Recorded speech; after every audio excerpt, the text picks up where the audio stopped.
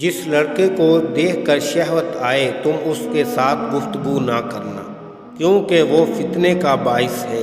چھوٹے بچوں کے ساتھ گفتگو کرنے اور ان کے سروں پر ہاتھ پھیرنے میں کوئی حرج نہیں۔ اگر بیوی شوہر کے سامنے اپنا زیور اتار دے تو سمجھ جاؤ وہ جماع کے لیے تیار ہو چکی ہے۔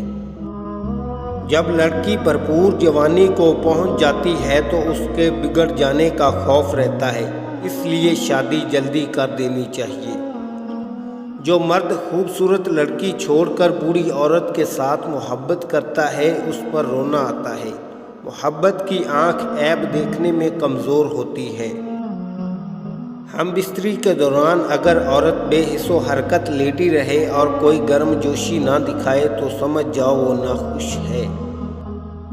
آج کل مرد عورت کے جسم تک پہنچنے کے لیے دو کام کرتا ہے: ہمدردی دکھاتا ہے، حد سے زیادہ تعریف کرتا ہے، اور جب مرد اپنے مقصد میں کامیاب ہو جاتا ہے تب عورت اس کے لیے کوئی معنی نہیں رکھتی۔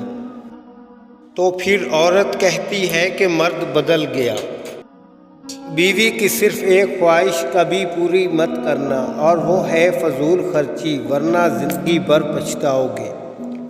عورت کی ایک چیز غلطی سے بھی مت پکڑو ورنہ مردانہ طاقت کمزور پڑ جائے گی، اور وہ ہے اس کی کمر کے نیچے والا حصہ۔